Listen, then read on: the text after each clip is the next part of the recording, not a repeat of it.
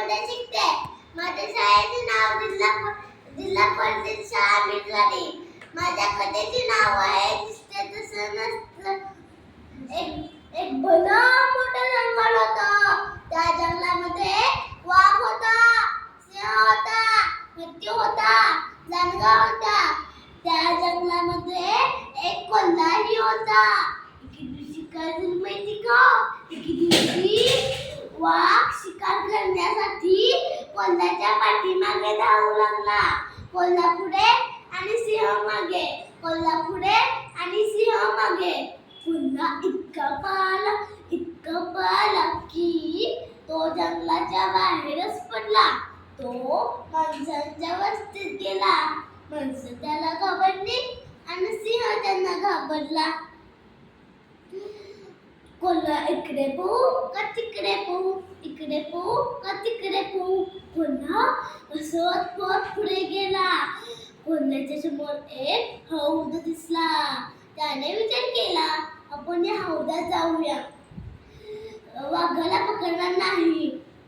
तो कोल्ह्याच्या पिंपळात उडी मारली. त्यात होतं निळं ओतलेले पाणी. कोल्हा सगळा निळा झाला. सगळीकडे शांतता पसरल्यावर कोल्हा हळूच पिंपळातनं बाहेर पडला.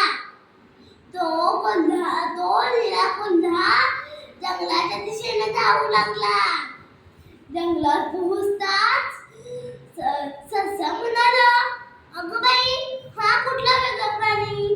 माकडी म्हणाला, अगं बाई, हा कुठला वेगळा प्राणी? सगळी प्राणी त्याच्याकडे बघू लागले. हे ऐकल्यावर कोल्हा ऐटीत चालू लागला. तो त्या सगळ्या प्राण्यांना म्हणाला, मला देवाने पाठवले, आता मी तुमचा राजा झालो. हे ऐकल्यावर तो निळा कोल्हा त्या सिंहासनाच्या खुर्चीवर बसला. सगळी प्राणी शांतपणे त्याचे म्हणणे ऐकू लागले. तेवढ्यात एक गंमत झाली. जंगलाच्या पलीकडील कोल्हेकुळ ऐकू आले. ते ऐकल्यावर कोल्हाही ओरडला. सगळी प्राणी त्याच्याकडे बघून हसायला लागले. सगळ्या प्राण्यांना त्याचे खरे रूप कळले.